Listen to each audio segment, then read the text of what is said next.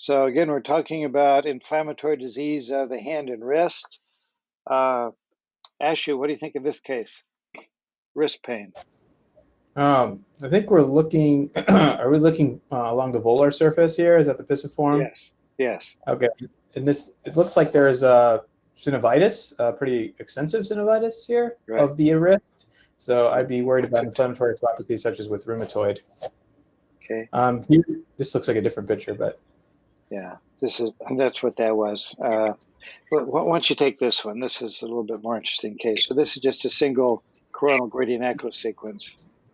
yeah, you can see that there are a lot of erosions, both of the distal radius and the ulna, and there's also irregularity of the distal radius. There's some abnormal bowing in configuration, and that there's expansion of that distal radial ulnar joint with an effusion as well. So again, I'd be worried about a chronic erosive process, inflammatory disease, and rheumatoid. So I think we've seen this before when we talked about impingement. This is ulnar impingement. And what's the cause of ulnar impingement? There's two causes of ulnar impingement. You can have either extreme positive, you can have some positive variants, or you can have some negative variants, and it's about positive and negative variants are more associated with ulnar impaction syndrome. Involving the lunate. Okay. This disease, which is called ulnar impingement, is a different process. This is caused by a short ulna where it becomes unstable because the ligament stabilizing the distal radial ulnar joint is just basically the distal 5 millimeters. If you foreshorten the ulna, then it becomes unstable and it can erode against the radius, press against the radius and cause an erosion. And the classic causes of this are either surgical shortening of the ulna or post-trauma, or rheumatoid arthritis with erosive disease of the distal ulna, which is what this is. And this is all synovial thickening and erosions from rheumatoid arthritis. John? The procedure is DARA procedure, D-A-R-R-A-C-H. Yeah, I think we've seen that before. That's not a very good procedure, by the way. I'm sorry, what did you say about the procedure? It's not very good. It doesn't work very well. Yeah. By removing the distal ulna. The best procedure that's done now is what you do is actually you lengthen you cut the ulna about an inch proximal to its joint, and then remove a piece of the ulna, like an inch of it, bring it forward distally, and put 2 screws across that and a radius and unite the two. So now you have motion of the radius, and you have fusion of the ulna to the radius, and you have stability, and it eliminates the pain. Interesting. The motion may not be that great, but nevertheless there is motion. Now I don't know whether it would work in this situation because they're such far advanced, but it might be something to try. Yeah. Well, hopefully with this we'll make the diagnosis in the future early and stop the inflammatory process before it gets to here. But that procedure I found very interesting. That's something really quite new. Very interesting. Jennifer, what do you think of this case? Do you see any erosions? Patient with known rheumatoid arthritis. I do not see any erosions on this single image. I'd be a little concerned here about the ulnar side of the second, but yeah, I agree. So that's the x-rays. Here's the low field MR scanner. Now it does look like there is an erosion along that ulnar side of the metacarpal head. Yeah. Better seen on the MRI. Okay. Now, if we go to the STIR image, it's not very impressive here. There's not a lot of edema, so it may be chronic. Right. Exactly. And here are the sagittal images where we can see that little erosion in the sagittal plane. Okay, and then that just shows that with chronic erosions, you can occasionally see some irregularity, but as we talked about before, MR is up to 9 times more sensitive for detecting the erosive disease. Michael, what do you think of this case?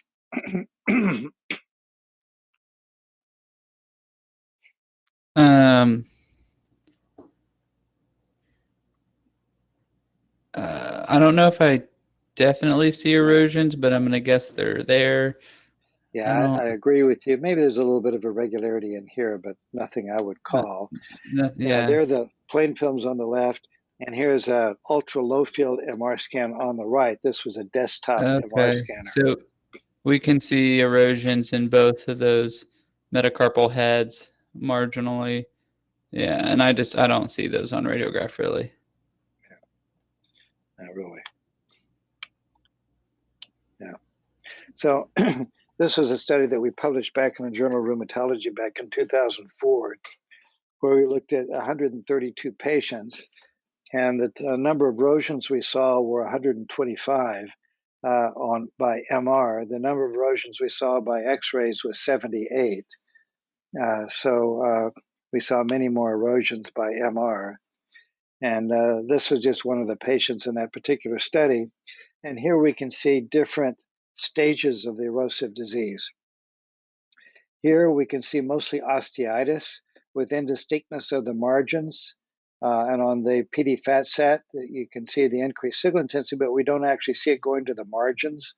So this is osteitis. Some people might call this a pre-erosive stage. Here's an area down here where we have an erosion in the bone with very sharp margins. So we don't have the acute osteitis stage, and maybe another location it would go to the surface. Here we can see a more typical erosion, which goes through the cortical surface with a little bit of indistinct margins. And here we can see really a more chronic looking low signal lesion, goes to the surface and has very sharp margins. So this is basically kind of acute osteitis, early erosive change, more of a subacute erosion, more of a chronic erosion, and then a very chronic erosion here on MRs.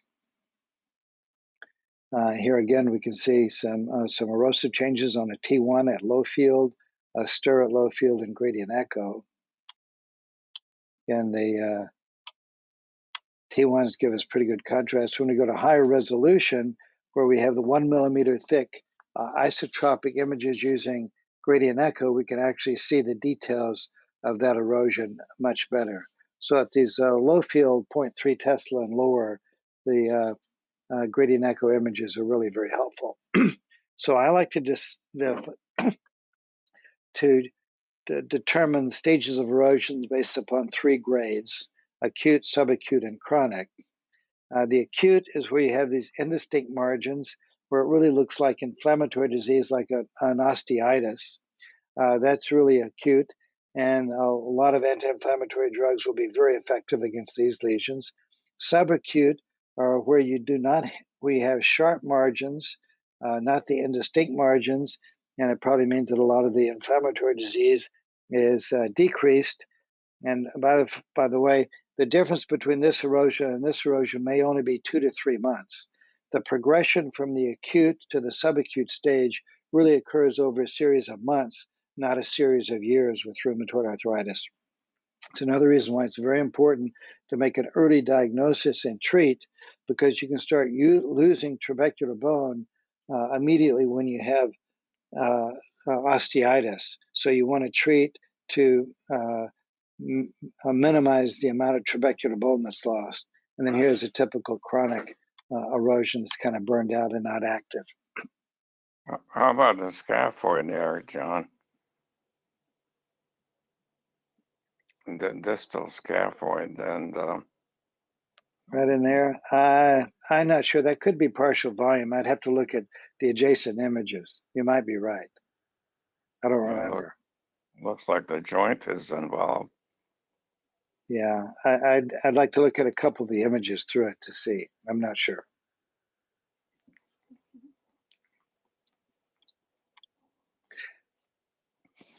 So here's a case. This is another low field scanner, gradient echo and stir images. And here we can see a little bit of signal loss on the T1 weighted gradient echo images on the radial aspect of the second metatarsal. We can see that there's kind of an ill-defined area of an edema type pattern on the stir. So this is really an osteitis. This would be a stage 1 lesion, very unlikely to be detectable even by CT using X-ray techniques. Here's another example where we can see a little early erosion there with a lot of indistinctness, which is more of an acute erosive changes. And this indistinct margins, you can see it in acute trauma if you have a bone contusion, but otherwise it's fairly specific for rheumatoid arthritis. And then here we can see a more diffuse area of osteitis, kind of what it's normally, what it would look like in a normal, a different patient. And then there's the edema phase. Okay. I don't remember where we were, but I think Michael took the last one. Ashu, what do you think of this one?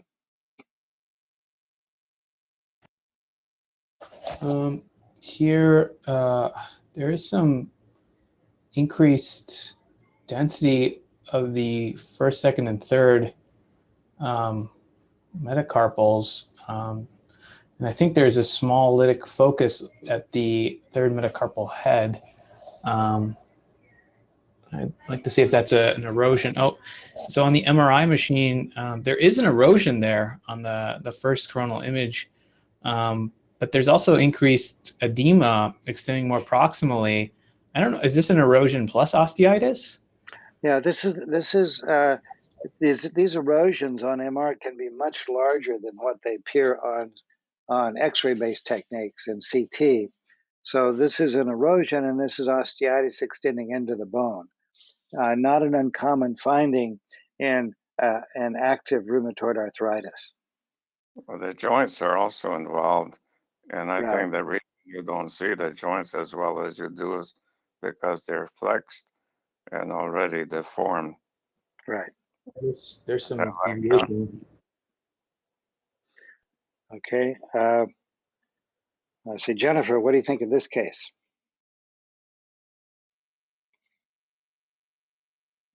So here there's marked remodeling and severe erosion of all of the visualized metacarpal heads. So this is a sagittal image here, right through this. So what are we looking at here? See it here too. Yeah, so we're looking at marked erosive features, mainly involving the metacarpal head. Yeah. If you look at plain films back in the old days when we would evaluate arthritis with plain films, this was called a pencil and cup deformity. The pencil is because the distal metacarpal head became very sharp appearance, like the end of a pencil, because of the erosions. Remember, the erosions typically start at the capsular insertions and then erode inward, which I'll show in a minute. And when that occurs from both sides, you end up with this pencil-like distal metacarpal head. And then here's the cup, which we see from the proximal phalanx. So this is a cup, pencil and cup deformity with rheumatoid arthritis. Again, we hope we don't get to that stage. And then here's a patient where we can see a lot of signal loss within the carpal bones, high signal intensity over here on the stir images, see a lot of other areas of increased signal intensity as well.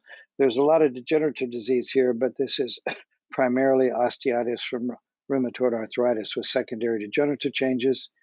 Here we can see multiple erosions in virtually every bone, extensive destructive disease, huge erosions of the distal radius, and this is chronic rheumatoid arthritis. So you can see all the synovial thickening and surrounding the tendons as well that go through the wrist.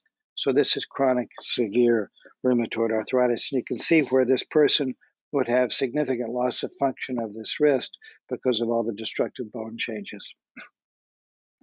So back in 2006, we published this paper where we had 156 patients We had 246 MRs in those 156 patients, and we kind of looked at the way things progress. And what we found is about 50% of the erosions did not change, about 30% progressed, about 15% actually regressed, and in some patients we saw both progression and regression in the same patient. And we had a couple that we couldn't evaluate due to motion artifact. But this was, as far as we knew, the first kind of longitudinal study with MR showing that we could actually commonly see changes over time. And almost all of these patients were on some form of treatment, where we saw for the first time that we could actually, in 50% of erosions in rheumatoid patients, if you follow them over time, you'll see changes. And so we were encouraged that we might be able to use MR to help follow these patients over time with different therapeutic modalities. And currently, for all clinical studies with new rheumatoid agents, it's required by the FDA that they be followed by MR over time in order to get FDA approval. Okay, let's see. Jennifer, you did the last one, is that right? Yes, that's right. Okay, Michael, what do you think of this one?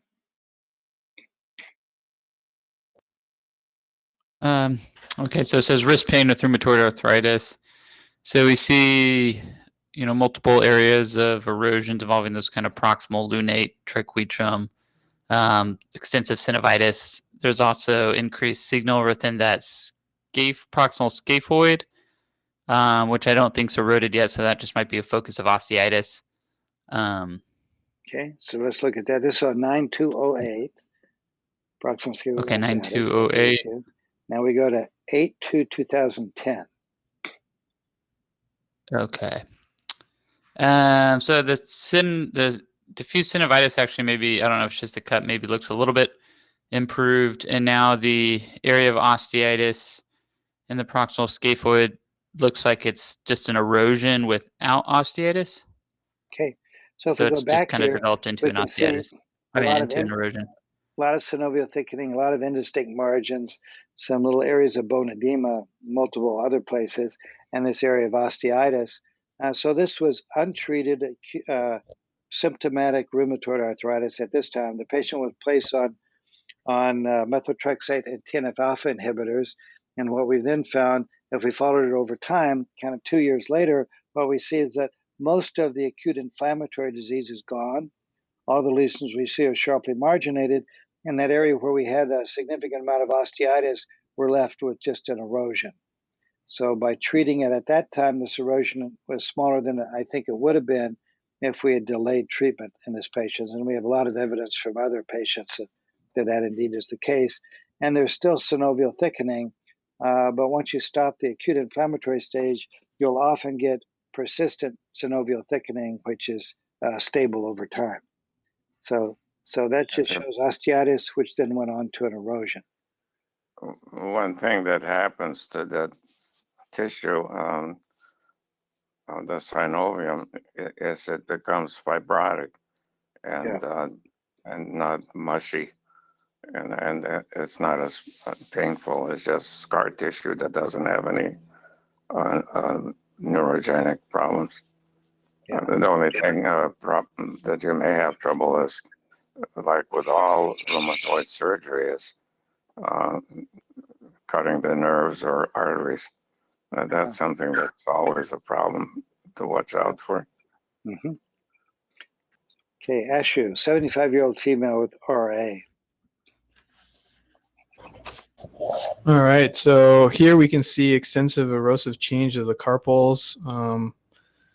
Honestly, and there's also extensive erosions of the first metacarpal throughout the, scaphoid, the trapezium, distal radius, just everywhere. It's just increased signal. I think there's osteitis as well, in addition to these erosions. Okay. So after this study, the patient was placed on methotrexate, became asymptomatic, and then came back for kind of a routine follow-up for our study about 2.5 years later. The patient was still symptoms were controlled on methotrexate, but look what's happened to the bone between those two. Yeah, it looks actually much worse. Yeah, look, this is a huge erosion that's involved now. Most of the first entirety of them. metacarpal bone, as well as the carpal bones. So Yeah. one of the problems that you can have is that on methotrexate alone, you can have progressive bony erosive changes, even though the patient's symptoms may be controlled. One thing I've always wanted to ask, do you ever look at the skin when you do MRs? We do sometimes, yeah. Because I remember that when we used to do surgery, the skin was very, very fragile in most of these cases. When they got to a certain point, it was like paper thin, and it would tear so easy. Right. I remember one patient was waking up rather quickly. The anesthesiologist was a little bit in a hurry, and I grabbed the leg, the calf, and my thumb went right into the gastroc. Wow. It wasn't pleasant. Wow. I've never really looked to see, I don't think that we can have the resolution with MR to really see those changes in the skin. On the other hand, I haven't looked for it. I just wondered. Yeah. Always wanted to ask that, never did. Mm-hmm. This is a case that I thought was pretty interesting. Jennifer, what do you think of this case? A patient came in, known rheumatoid arthritis, had pain.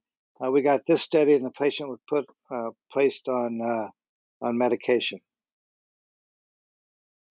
So here on this study from 2005, there's a large osseous erosion within the distal ulna, and there may be one in the distal scaphoid. It's hard to tell on this image. Mm-hmm. Let's just concentrate on the ulna one right now. So this is on 12/21/05, which we can see it right there. And then the patient was placed on medication, actually placed on a TNF-alpha inhibitor, and then came back a little over a year later, and this is what it looked like. So what's happened here? So the osseous erosion has decreased in size, and on this image, I don't see the cortical breakthrough any longer. It seems like the cortex is intact. Well, I think it's broken through right here, actually. But you're right, there is a little black line there that wasn't there before. So what do you think's happened pathologically in this patient? I think they probably did respond well to the treatment, and the surrounding osteitis has decreased and it's healed in with fibrous tissue. So I think what's happens here is where you have inflammatory disease, we have abnormality on the MR scan in 2005. What we can't differentiate is what areas within this erosion still has trabecular bone and which doesn't.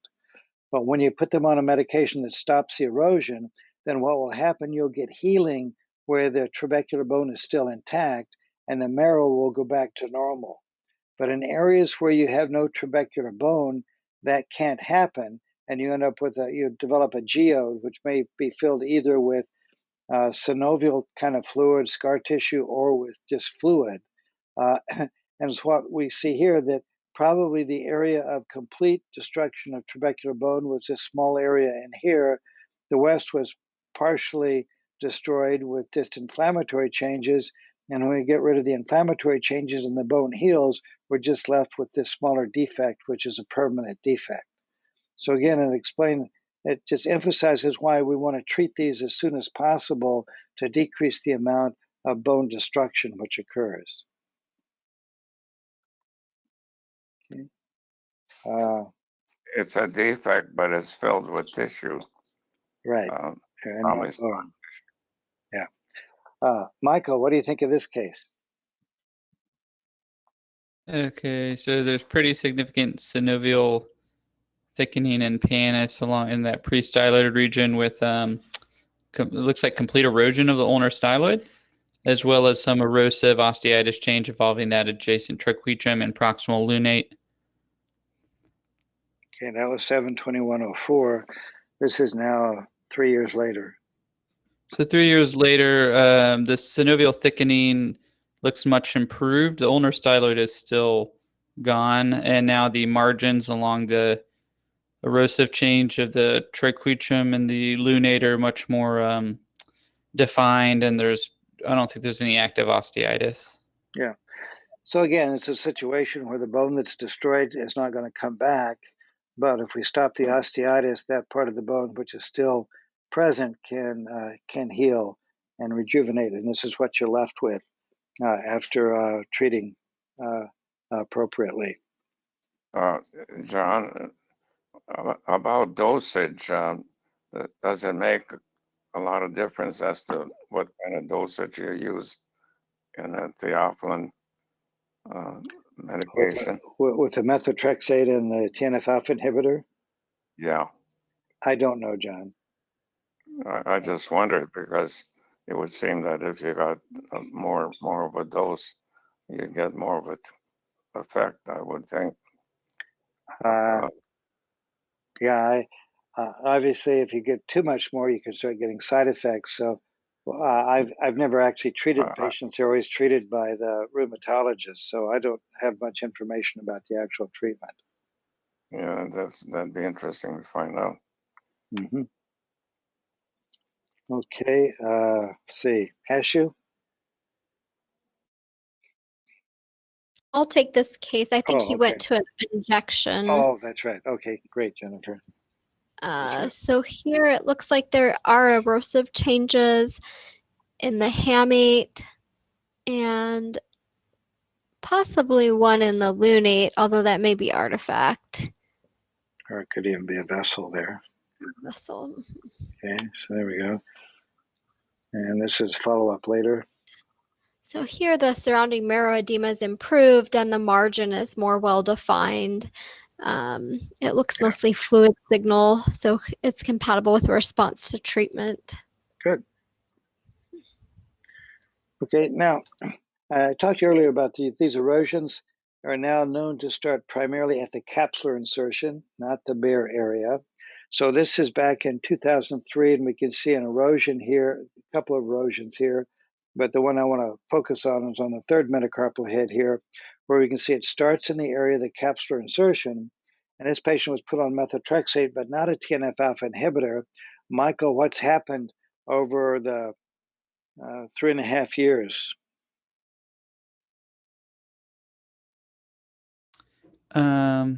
Well, it looks like, there's increasing erosive change of those metacarpal heads.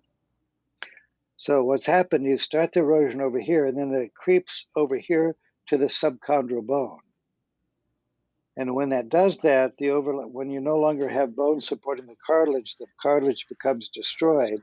And this is what leads both to the pincer and cup deformity, as well as a major cause of cartilage loss or degenerative disease developing in these patients with rheumatoid arthritis. So this just shows the progression of the marginal erosions over time if they're not properly treated.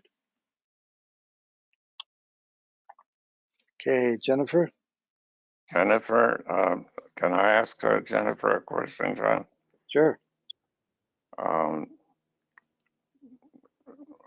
The first medication that was used for rheumatoid arthritis is what?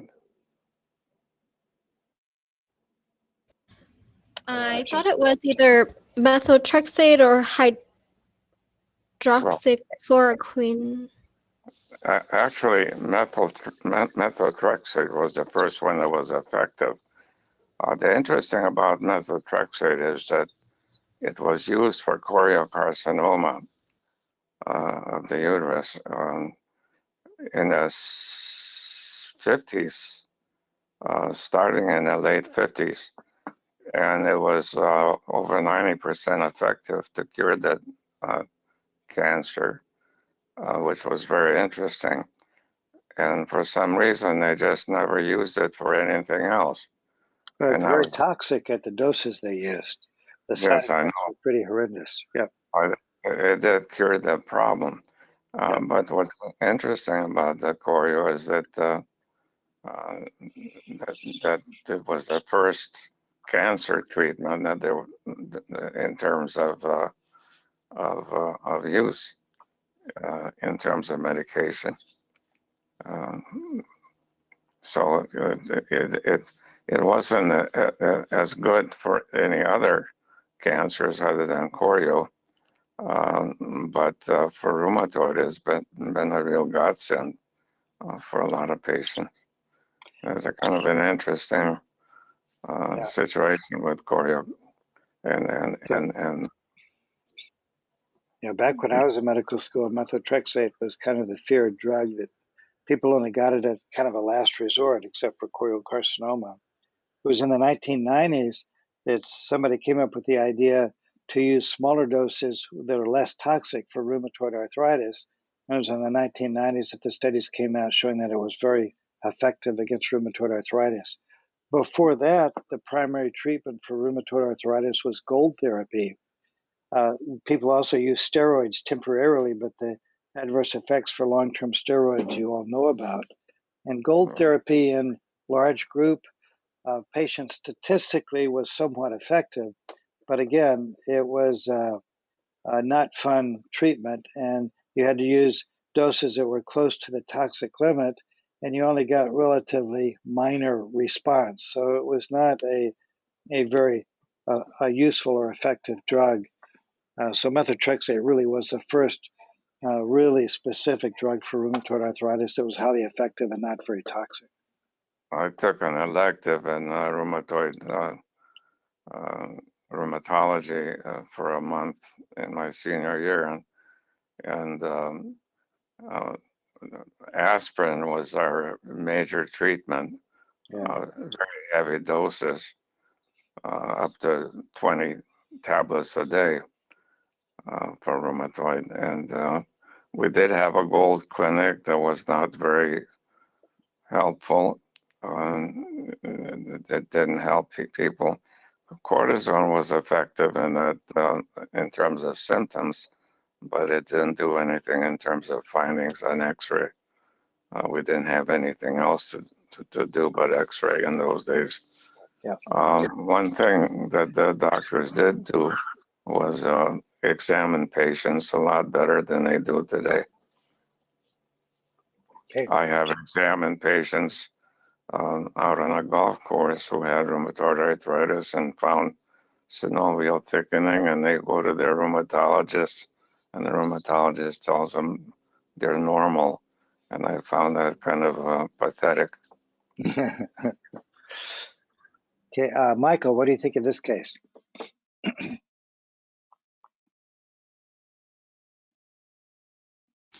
Okay, so increase in erosion. So on this first image, we see erosions on both sides of I believe that's the third metacarpal head with no real significant osteitis, I don't believe. I'm wondering if there's kind of more minimal. Thickening. So this there's, is distant synovial thickening. 6/20/06. This is 6/8/07, so a year later. So a year later, those same erosions look a little bit increased in distribution, as well as kind of a more separate erosion, a little more proximally, filled in with probably synovium or cystic change. Yeah. So that was the progression of synovial disease with ineffective treatment, which you can see with MR nicely.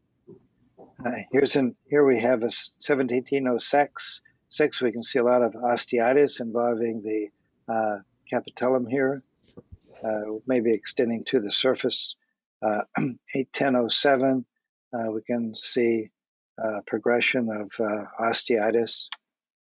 Okay, and then here's another patient who had increasing wrist pain, and we can see really complete destruction of the carpal bones by all this pannus, and these marked erosive changes into the metacarpal bases and the distal radius and ulna. So this is really very severe, destructive pannus and disease.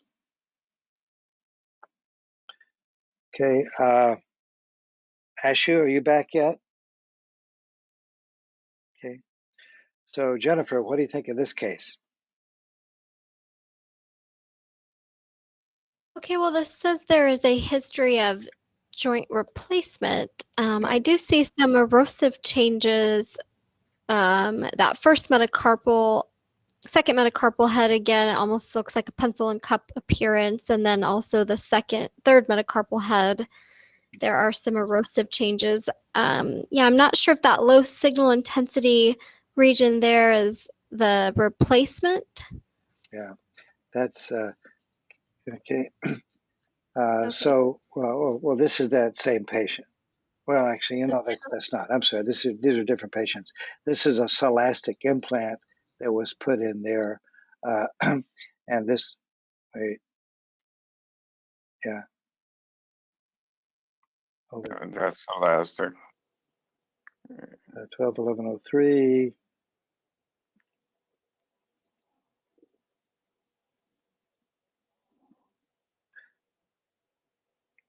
I've forgotten the history here, but I believe this is a solastic implant here.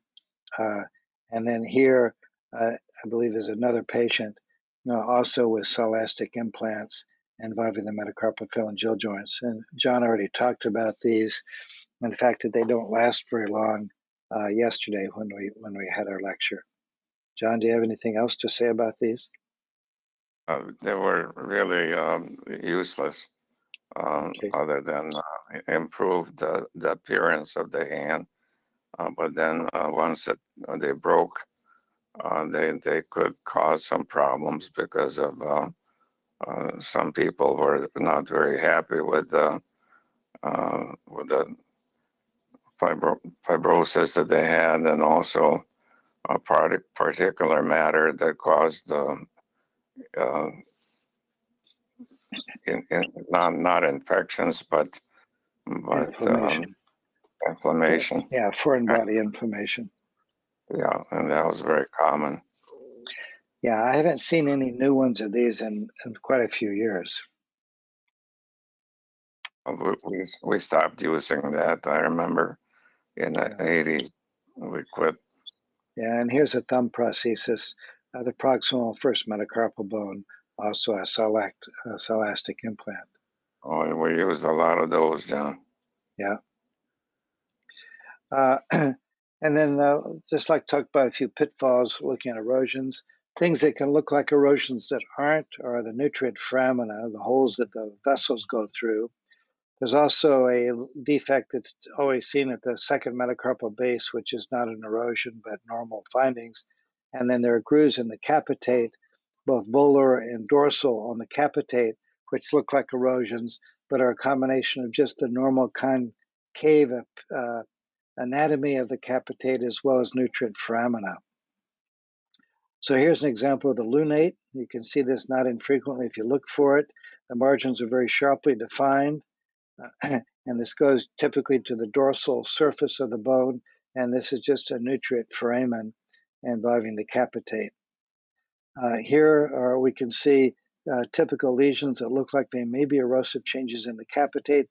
I believe this is on the volar surface. You can also see these on the dorsal surface, and these are commonly seen on the capitate, so you have to be very careful not to call these erosions, depending upon what they look like and exactly where they're located.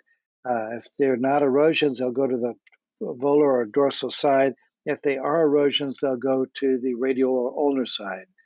So if it goes out to the radial or ulnar side where it communicates with the surface, then those are more likely to be erosions.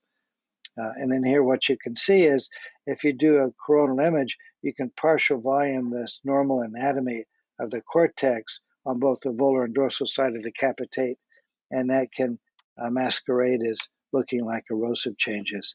And here this, you wouldn't call this erosion, but this is the next cut, which looks like you may have a little erosion there, and that's just partial volume of the anatomy of the capitate. That's on the dorsal side. Here's on the volar side, this is the edge of that, and those are also normal. That's just this finding here. So the capitate you have to be a little careful about. The second metacarpal base has this little defect in it here, which is also normal in anatomy and shouldn't be misinterpreted as an erosion. It's typically involving the dorsal articulating surface of the second metacarpal base. When we do fusions in these wrists, the capitate is the main bone that's used distally for the plate and screws to go in. Yeah. Right. Ashley, are you back with us? Yes, I'm back. Thank you. Okay. Why don't you take this case? So the patient was started on methotrexate right after we did the MR scan. Okay, so 71-year-old female with rheumatoid arthritis. A beautiful quality low field study. Gradient echo on the left, stir on the right. Okay.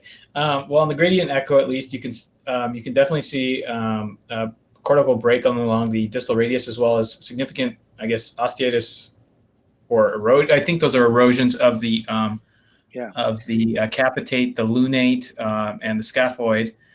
Looks like a lot of edema at that articulation.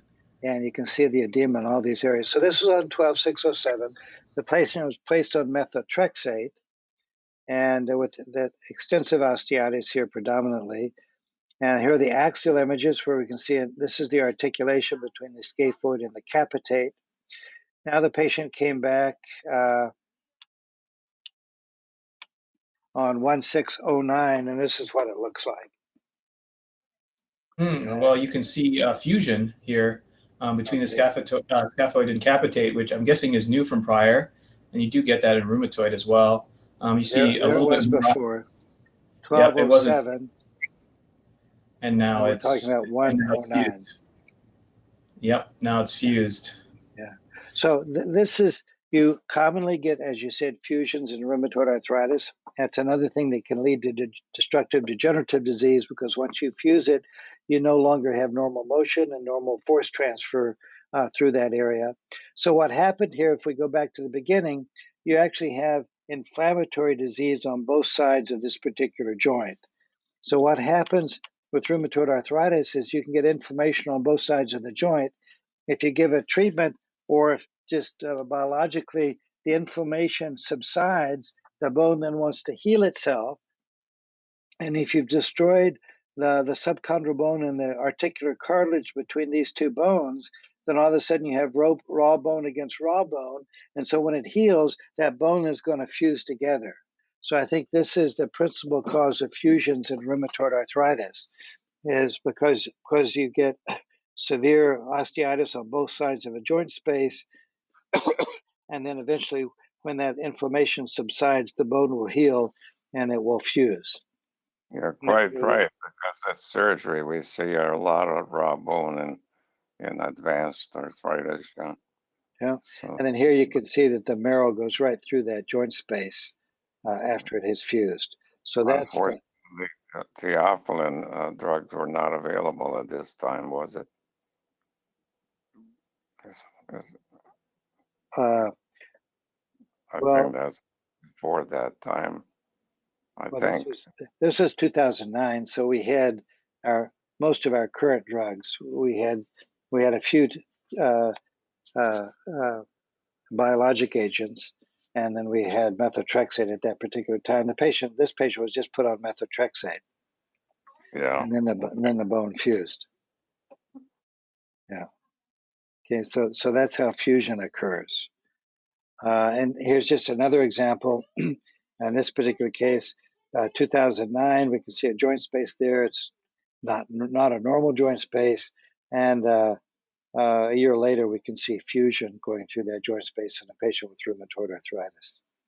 And then this is a more severe example where we see multiple bone fusions in a patient who did not have treatment. And this patient had these fusions actually before the current effective treatment was even available. So there are other areas where MR is abnormal in rheumatoid arthritis, predominantly the soft tissues, including tendinopathies, subluxations, and then the named deformities that we've already talked a little bit about. Here's an 80-year-old female with rheumatoid arthritis, and she was unable to extend the fingers. We've seen a little bit of this before, but Jennifer, what do you think of this case?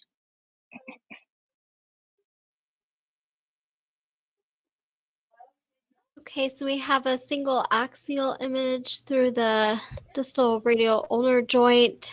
There may be some synovial thickening and throughout those extensor tendon compartments. Yes, particularly the fourth and fifth.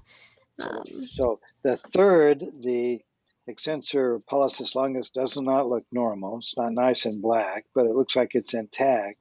And the fourth, it looks like we're missing most of the extensor tendons. The fifth, we don't see a tendon there. And then we can see a lot of synovial thickening around the ECU, which is subluxed anteriorly. So you can see why they can't extend the little finger, and a number of the other fingers, the tendons are gone.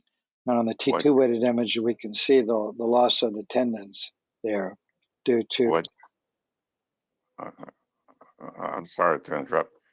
One thing you can do if you have one tendon left as an extensor, you can combine the other tendons distally with sutures, and you can use that one tendon to lift the other tendons into extension.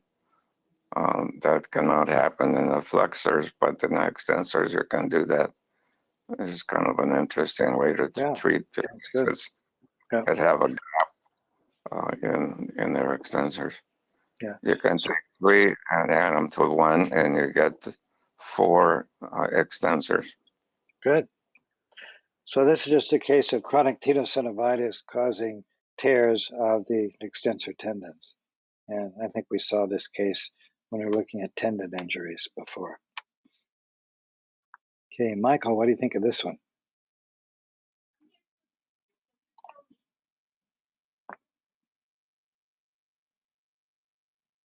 Michael? Michael, are you still with us? Yeah, sorry, I accidentally minimized it and I couldn't find it again. Ram, isn't it? So wrist pain and weakness with chronic rheumatoid arthritis. So it looks like we see some synovial thickening and maybe some, around that. Actually, it's pretty much involving the ECU and kind of that ulnar groove right there. I believe that's the ECU right there, still intact, and there's some kind of erosive change along the ulna. And then there's some tendinosis involving the first compartment as well. Yeah.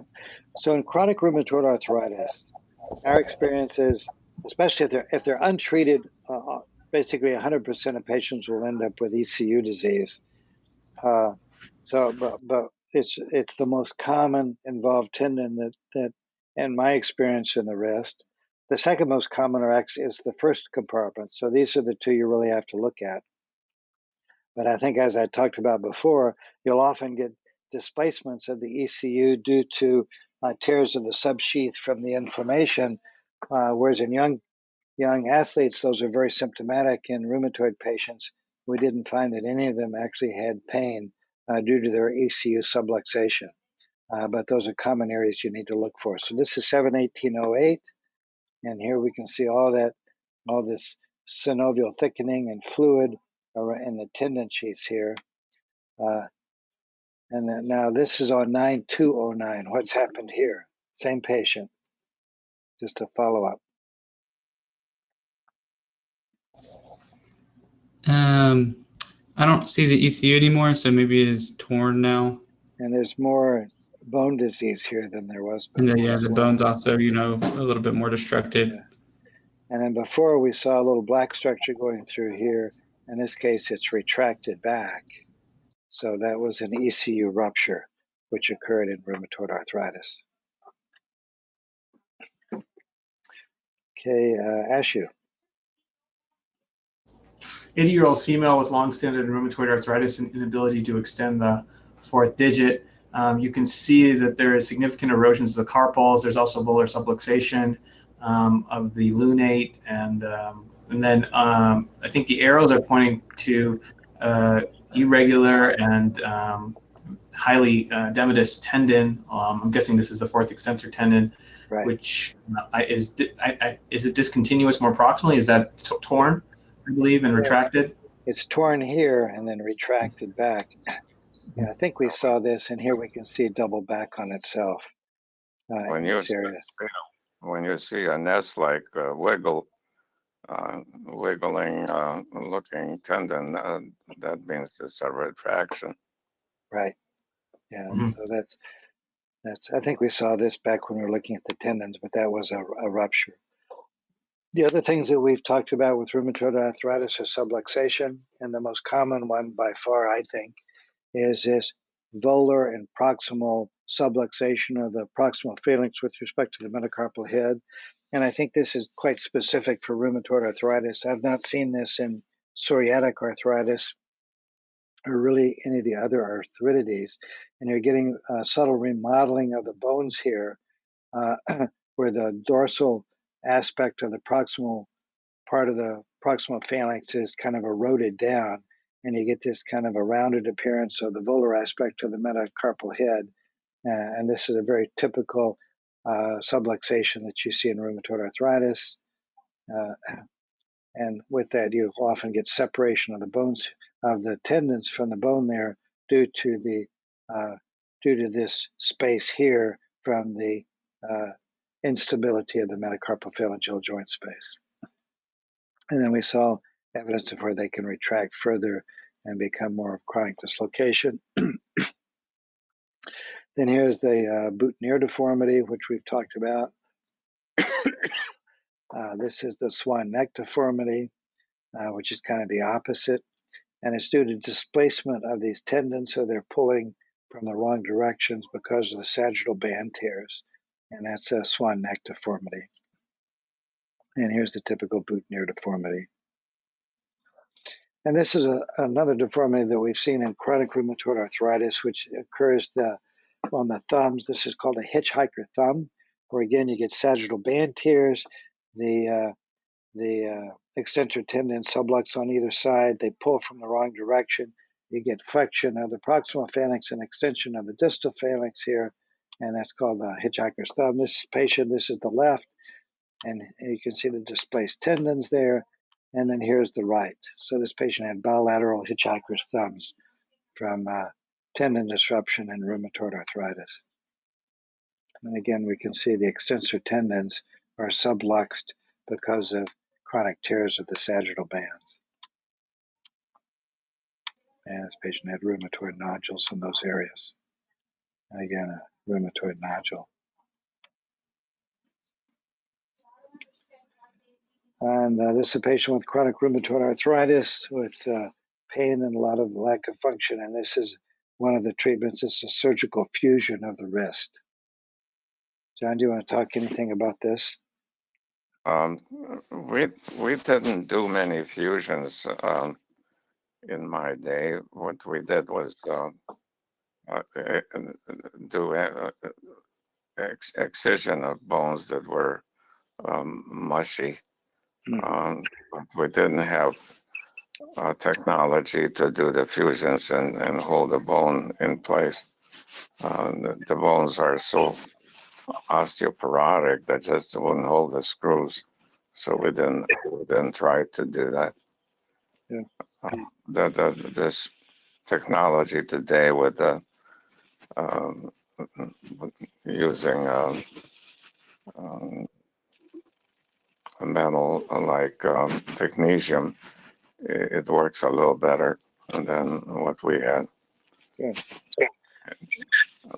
Although fusion is not a great procedure, but you see